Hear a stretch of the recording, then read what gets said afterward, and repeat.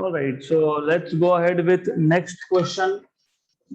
Next question, 11th number question. 10th, I have kept pending intentionally because it involves a lot of integration that will be done in later stages of this course. मतलब इस chapter में ही तो it involves a lot of integration. तो मैं वो एक दो lecture के बाद जब भी पॉसिबल होगा ले लेंगे. 11 number question. A particle executing SHM with an amplitude A, the displacement of the particle when its potential energy is half of the total energy. आपको पूछा है what is x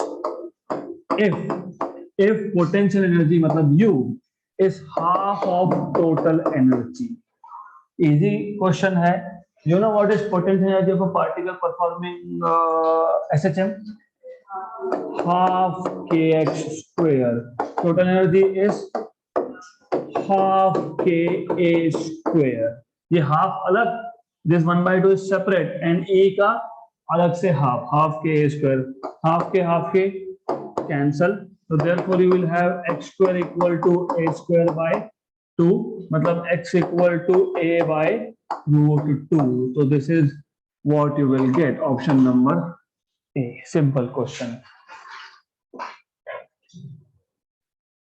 Next question. The length of simple pendulum which ticks seconds is. Length of simple pendulum which ticks seconds is 1 meter. अगर आपको याद होगा, time period of a pendulum is 2 pi root of L by G. For a seconds pendulum which ticks seconds, पहले तो समझ लो कि which ticks second मतलब seconds pendulum है. डायरेक्टली नहीं बोलेंगे लेंथ ऑफ सेकंड पेंडुलम, ऐसा नहीं पूछते हैं. जैसे the length of a simple pendulum which ticks second, तो which means they are talking about seconds pendulum. Ticks seconds, इसका मतलब सेकंड्स पेंडुलम है और सेकंड्स पेंडुलम का टाइम पीरियड होता है 2 second. This is seconds pendulum and time period is 2 second. So for a seconds pendulum,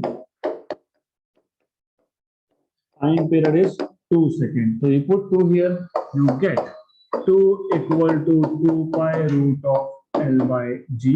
Cancel and cancel. So 1 equal to pi root of L by G. Squaring on both sides, 1 equal to pi square L by G. Cancel and cancel. Therefore, L equal to 1 meter. So answer is 1 meter. Next question. The length of seconds pendulum on the surface of Earth is 1 meter. So length of seconds pendulum on the surface of Earth, LE, is 1 meter. Its length on the surface of Moon is. So what is the length on the surface of Moon? So it is also related to gravitation. आपको अभी भी पता है कि time period is 2 pi root of L by G. So which means you already know कि time period तो constant होता है, राइट? अब आपको पता है कि मैं इसको लिख सकता हूँ, basically I can write down T equal to 2 pi root of L by root of G. इसका मतलब मैं रूट जी को यहाँ ले लेता हूँ, तो root g into time period T equal to 2 pi root of L. Time period constant है क्योंकि सेकंड्स पेंडुलम है, वो अर्थ पे हो, मून पे हो, मार्स पे हो, कहीं पे भी हो, time period is going to be 2 seconds. तो t कांस्टेंट, 2 पाई कांस्टेंट, मतलब root of g is proportional to root of l. Therefore g is proportional to l. Therefore length on moon upon length on earth is equal to g moon upon g earth. Do you know what is acceleration due to gravity on the surface of Moon in terms of Earth? 1/6. So G Moon is G Earth by 6.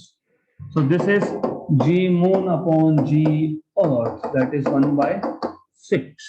तो ये पता होना चाहिए. So this is 1/6. Therefore, length of seconds pendulum on Moon to that of Earth is 1/6. So it should be 1/6 of a meter. क्योंकि ये LE1 है ना, LE is 1 meter. Therefore, LM is 1/6 since on earth it is 1 meter. Next question. The time period of simple pendulum on the surface of earth is 4 seconds. The time period on the surface of moon is same type का question है. You already know time period is 2 pi root of L by G. यहाँ पे length constant है. कहीं पे भी नहीं बोला है कि length change किया.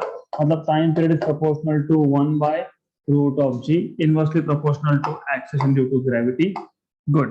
Then time period on the surface of moon पूछा है. तो time period on the surface of moon upon time period to the surface of earth is under root of G earth by G moon. अभी आपने देखा G earth by G moon is 6.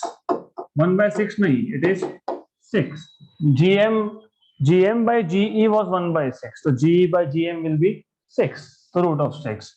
तो आपको find क्या करना है? Time period on the surface of moon equal to under root of 6, क्योंकि this is under root of 6 into T E into time period on earth.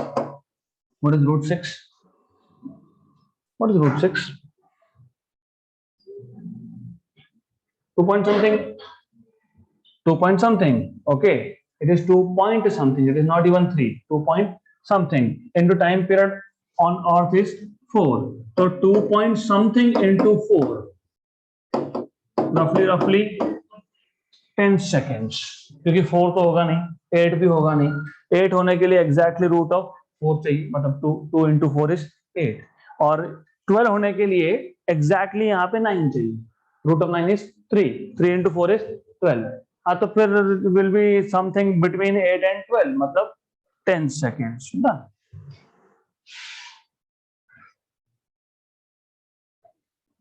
Next question. A body of mass 20 gram connected to a spring of spring constant K executes simple harmonic motion with a frequency of 5 by pi hertz. The value of spring constant is. आपको बताया है कि you have a body. सबसे पहले there is a spring and then there is a body which is connected to this spring, और इस case में इसका spring constant आपको बताया, आपको पूछा है spring constant is let us से k. इस बॉडी का मास आपको दिया है 20 grams is the mass. Okay, और फ्रीक्वेंसी आपको दिया है, फ्रीक्वेंसी ऑफ ऑसिलेशन आपको दिया है 5 बाय पाई हर्ट्ज का, राइट? तो how do you find out spring constant? It is simple. Do you remember m omega square? Okay, so you know omega square is k by m. So k is m omega square, but omega is 2 pi times of frequency.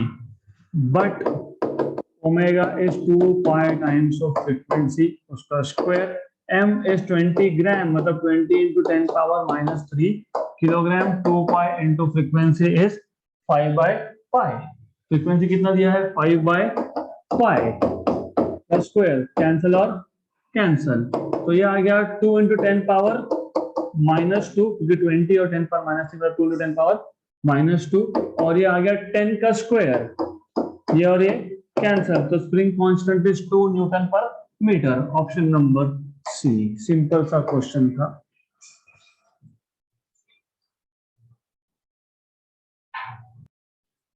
Next question. The displacement of a particle is represented by equation y equal to 3 cos of pi by 4 minus 2 omega t. The motion of the particle is simple harmonic with period 2 pi by omega, simple harmonic with period pi by omega, periodic but not simple harmonic, non-periodic. सबसे पहले you need to know कि ये दो तो हो ही नहीं सकते. क्यों नहीं सकते? y equal to amplitude into sin या cos is always simple harmonic, और simple harmonic periodic होता ही है. तो you cannot have option C and D, मतलब बचा A और B में से एक. तो अब this simple question आपको सिर्फ ये देखना है y equal to 3 cos of pi by 4 minus 2 omega T. वैसे तो क्वेश्चन यहीं पे खत्म हो गया, लेकिन ठीक है, I will solve mathematically as well. It is important for you to understand. अब आपको करना क्या है, करना सिर्फ इतना है कि इसमें से नेगेटिव साइन को कॉमन निकालना है। फिर यहाँ पे आप लिखोगे 2 ओमेगा टी, ये माइनस पाई बाय 4 हो जाएगा, राइट। फिर आप बोलोगे cos of minus theta is cos theta, क्योंकि कॉस इज इवन फंक्शन। याद है क्या, cos of F of x, अगर ये एफ ऑफ माइनस एक्स हो, कब होता है, इवन फंक्शन। तो कॉस इवन फंक्शन है, इसके लिए 3 कॉस ऑफ माइनस साइन हटा दो, minus sign just do not write, minus pi by 4। Comparing with standard equation, अगर आपको याद होगा, standard equation is y equal to a cos of omega dash t plus pi. y omega dash, क्योंकि यहाँ पे omega use कर लिया तो ओमेगा डैश, राइट। तो what is omega dash, what is frequency, what is angular frequency? अरे compare करो, amplitude 3, what is omega dash, 2 omega. So omega dash is 2 omega. This is what you need to know. So just 2 omega. Correct? How do you find out time period? Time period is 2 pi by omega dash, which is 2 pi by 2 omega, 2 cancel, which is pi by omega. आ गया pi by omega.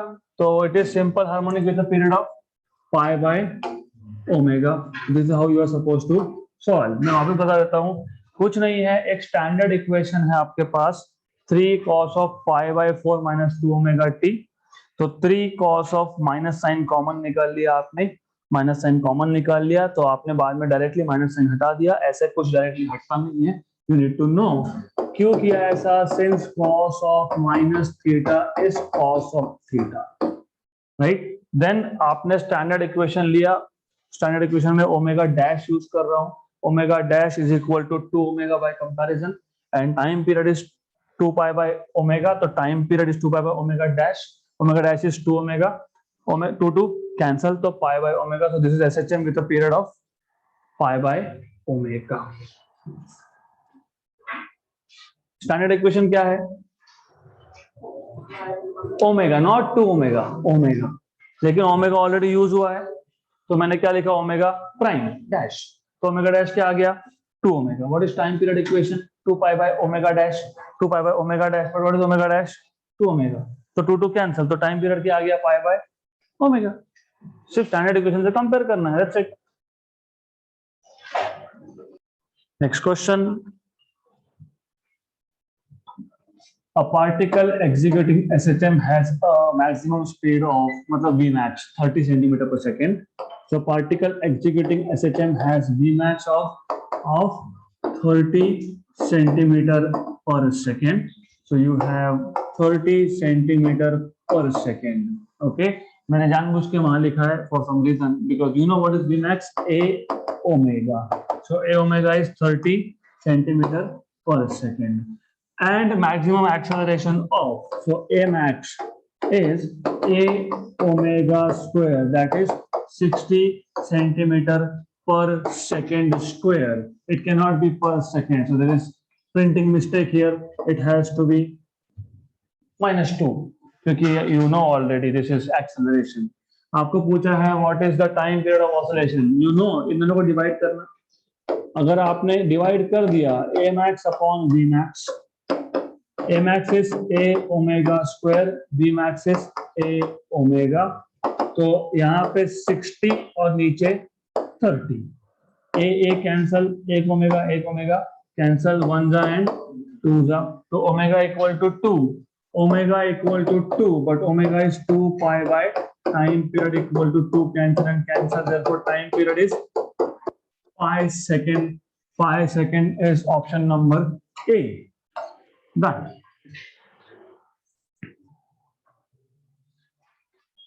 Next question. A block whose mass is 1 kg is fastened to a spring. Fastened मतलब spring को बांध के रखा है. So you have a block which is fastened to a spring. Fastened to a spring. Okay. आगे आपको बोला है the spring has a spring constant of 100 Newton per metre. तो आपके पास एक स्प्रिंग है जिसका स्प्रिंग कांस्टेंट है 100 Newton per metre. So this is K equal to 100 SI units Newton per meter. The block is pulled to a distance of 10 centimeter. So it is kept on a table and then it is pulled to a distance of 10 centimeter. So it is kept on a table and then pulled to a distance of 10 centimeter from its original position. ऐसा है. So this is x equal to 10 centimeter.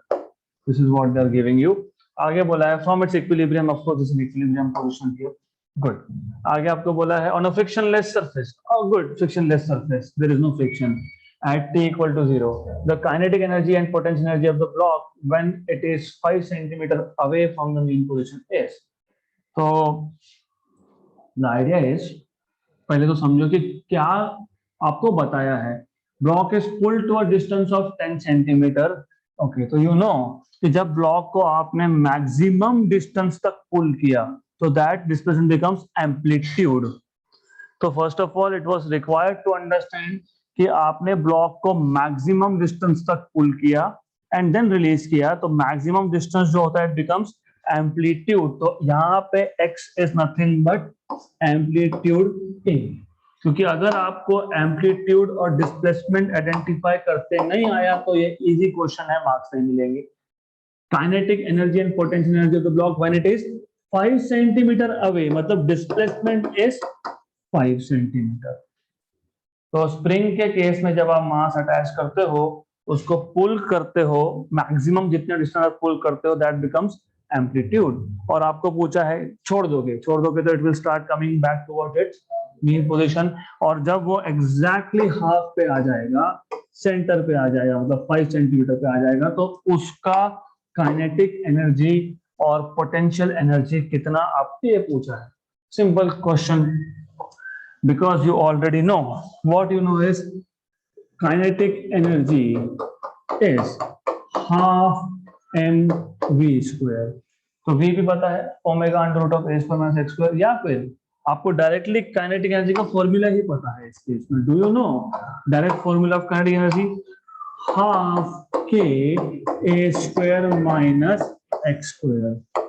Half k is 100, a is 10 centimetre. Centimetre को metre में convert करना पड़ेगा.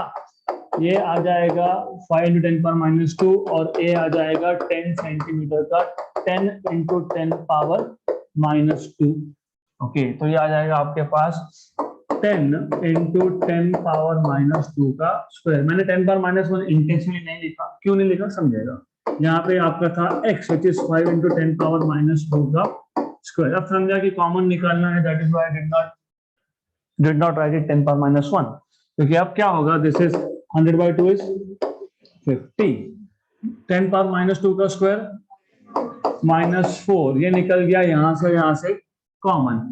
बचा 10 square is 100, बचा 5 square is 25. तो ये आ जाएगा आपके पास 50 into 10 power minus 4 into 75. अब ये 50 का एक जीरो और ये 10 power minus 3, 75 375 into 10 power minus 3 मतलब 0.375 जूल. 0.375 जूल दो जगह पे है. गुड. तो अब दूसरा भी देखना पड़ेगा हमको. और क्या फाइंड करना है? Potential energy. पोटेंशियल एनर्जी कैसे फाइंड करते हो? हाफ के एक्स स्क्वायर. हाफ के इज 100, एक्स ये था 5 into 10 power minus 2 का स्क्वायर, तो 50. ये 5 का स्क्वायर 25 और ये 10 पावर minus 4, तो ये 10 पावर minus 4 और ये 10 मतलब 10 पावर minus 3, 25 5 is 125, तो 0.125 joule. That is potential energy. Kinetic and potential मतलब 0.375 and 0.125. पहले काइनेटिक पूछा है इसलिए पहले 0.375 आना चाहिए, बाद में पोटेंशियल बोला है इसलिए पोटेंशियल बाद में आना चाहिए। Next question, the acceleration due to gravity on the surface of moon is 1.7 meter per second square, 1.7 meter per second square. The time period of simple pendulum on the moon, if its time period, if its time period on the earth is 3.5 seconds, so time period on the earth is 3.5 seconds is value of g on earth, you are supposed to take 9.8 meter per second square. You already know this question, अभी देखा था, time period is inversely proportional to root of g. तो time period कहाँ पूछा है आपको? moon पे on moon upon earth upon time period on earth is equal to root of g earth upon g moon. So this is equal to g earth is 9.8, this is 1.7. So into time period on earth, so 9.8 upon 1.7, how much is this?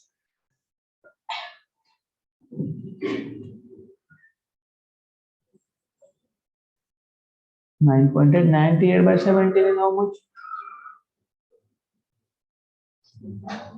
98 by what is 17 5 ga? 17 5 ga?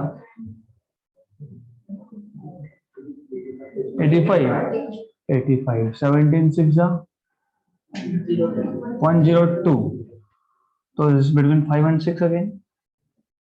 This is between 5 and 6. Very near to 6. Root of 6 अभी देखा था 2.5 roughly. अभी आज ही किया root of 6 roughly 2.5. So this is approx 2.5 approx into what is time period on earth? 3.5. What is 35 into 25?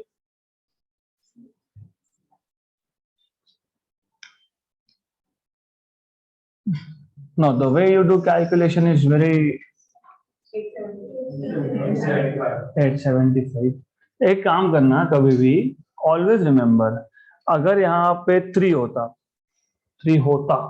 तो 2.5 into 3 7.5, correct right? और अगर यहाँ पे 4 होता तो 10, तो आपका आंसर 7 और 7.5 और 10 के बीच में होगा। Are you getting me? अगर 3.5 के यहाँ पे 3 होता तो 2.5 इंटू 3 7.5, अगर 4 होता तो 10, तो आपका आंसर 7.5 और 10 के बीच में आएगा। What is the number between 8.4? 8.4 done. So this is how you are supposed to do calculations.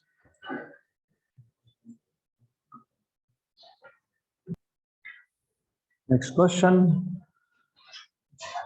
A particle starts SHM from its mean position. Mean position मतलब a sin omega t. Its amplitude is a, time period is t. At the time when its speed is half of its maximum speed, is displacement y. X के यहाँ पे y है, so the party is performing SHM along y axis. Question simple है, आपको पूछा है किस time पे, at what time the speed is half of maximum speed, मतलब v is half of v max.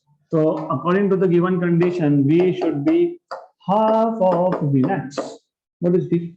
Omega under root of a square minus x square. Okay.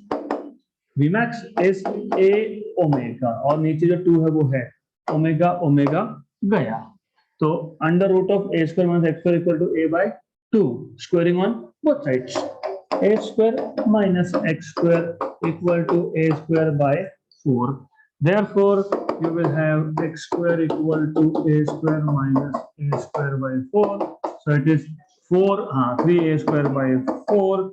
Therefore, x equal to 3√3 by 2a. तो हमने पहले भी इस type के question solve किए। इस type मतलब ये इंफॉर्मेशन थी उसमें। Do you remember where? 15 by 16 याद है क्या? Yes. Yes. So what you have to always keep in mind is some information always you try to remember. क्योंकि अगर आपको याद रहता है तो फास्ट क्वेश्चन सॉल्व होंगे आपके. तो वेयर इट वाज, कहाँ पे देखा था हमने ये, हमने शायद नहीं, दिस इज a/4, यहाँ नहीं कहीं और देखा था, समवेयर हियर लुक, है ना, यहाँ पे x इक्वल टू √3a/2. तो x इक्वल टू √3a/2 अगर है तो in that case what new thing you have learn today is if x equal to √3a/2, then velocity of the particle is half of its maximum. Why I am telling you this?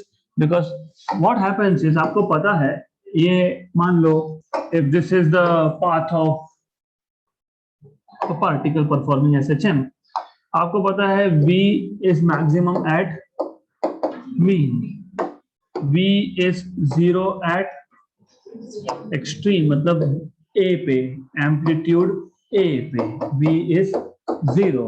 Normally क्या होता है, normally वैसे सोचते हैं कि हाँ यहाँ पे 0, यहाँ पे मैक्सिमम, तो हाफ पे हाफ, हाफ पे हाफ, मतलब a/2 पे v is half of v max, तो a/2 भी दिया होगा, राइट. तो जिनको इक्वेशंस नहीं पता होते, तो जो पेपर सेट करता है, they have this thing in mind. जिनको इक्वेशंस याद नहीं, वो क्या सोचते हैं, वो एक्सट्रीम पे 0, सेंटर पे मैक्सिमम, मतलब x इक्वल टू a पे 0 और x इक्वल टू 0 पे मैक्सिमम, तो हाफ कहीं होगा, बीच में होगा. That is the case of uniform velocity. जब वेलोसिटी यूनिफॉर्म हो, यहाँ पे this motion is accelerated. Okay, तो रिमेंबर कि do not get carried away, क्योंकि ये देना चाहिए था, and good they have given you a/2 also. तो answer is not a/2 but the answer is √3a/2.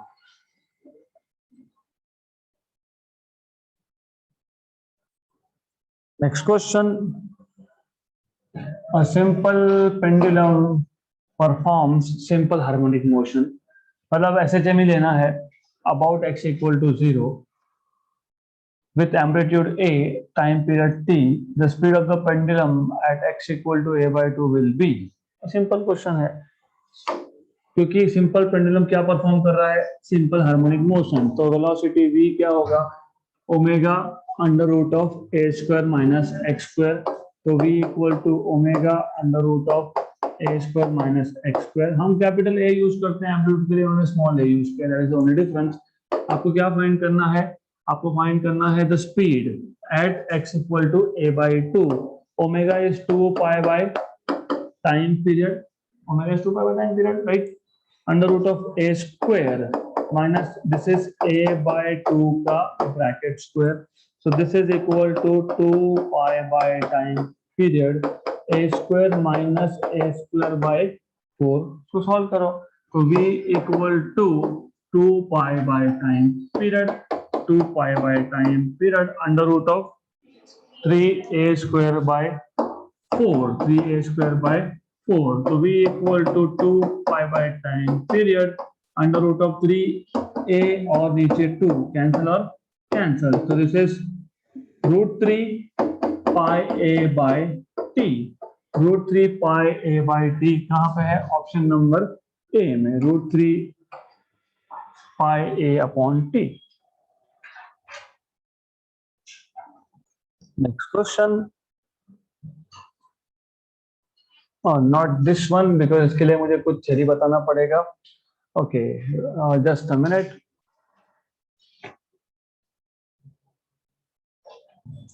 All right, so let's solve this question. The kinetic energy and potential energy of the particle executing will be equal when displacement is. तो easy question है, kinetic energy और potential energy equal कब होगा, मतलब कौन से displacement पे होगा. और इस काइनेटिक एनर्जी हाफ के a square minus x square. और इस potential energy x square, cancel cancel cancel cancel. तो a square minus x square equal to x square, मतलब a square equal to x square plus x square, 2x square. Therefore x square equal to a square by 2. Therefore, x equal to a by root 2. So kinetic energy and potential energy are equal at a by root 2 and not a by 2. Not at the center. It is at a by root 2. So that's it for today.